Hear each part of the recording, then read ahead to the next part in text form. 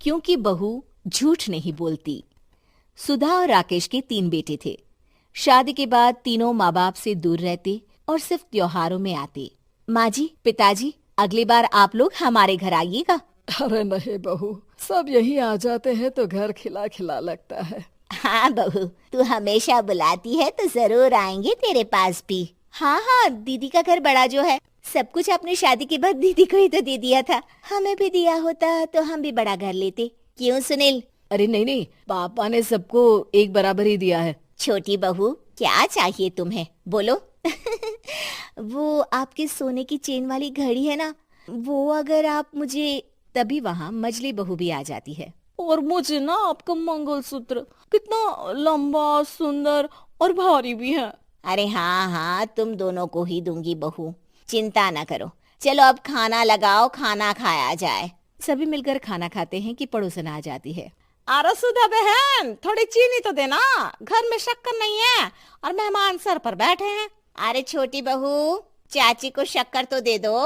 अरे मछली दीदी, आप दे दीजिए ना, मैं यहाँ कम आती हूँ तो मुझे पता ही नहीं है कि सासू माँ सारी चीजें कहाँ रखती है। और तुम, मैं कौन सा यहाँ रोज शक्कर फाँकने के लिए आती हूँ, मुझे भी नहीं है पता। तभी बड़ी बहू हाथ में चीनी की कटोरी लेकर आती है। चाची, शक्कर आप लोगों का बड़ा सहारा है माँ जी और पिताजी को, वरना हम लोग तो यहाँ रहते ही नहीं।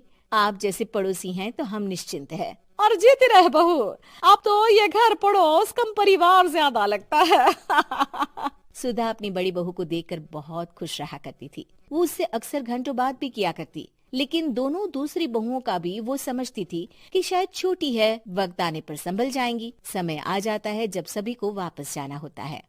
माँ जी, हम लोगों की फ्लाइट पहले है, हमें इजाजत दे। वो सास के गले लगकर चली जाती है। थोड़ी देर बाद छोटी बहू कहती है, माँ जी, मैं ना ये सोफे के कवर और चादरें ले जा रही हूँ, यहाँ तो ऐसी ही पड़ी रहेंगी। हाँ हाँ बहू, ले जा। और कुछ चाहिए तो बोल। और तो चाहिए बहुत कुछ, पर चलिए कोई बात नहीं, अगली बार ले जाऊंगी मैं।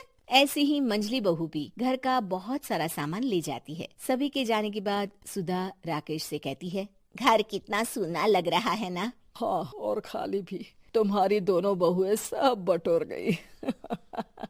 अरे ठीक है ना, हम दोनों ही तो हैं, कितना सामान लगेगा। फिर उन लोगों की नई गृहस्थी, इतना मत सोचा करे। समय बीतता है। ऐसे ही हर साल त्योहारों में सुधा और राकेश के बच्चों की बहू आते और जाते वक्त ढेर सारा सामान पैक कर कर ले जाती। लेकिन कुछ ही सालों में सुधा का देहांत हो जाता है। पिताजी, आप यहाँ अकेले क्या करेंगे? हम लोगों के साथ चलिए। अरे नहीं नहीं,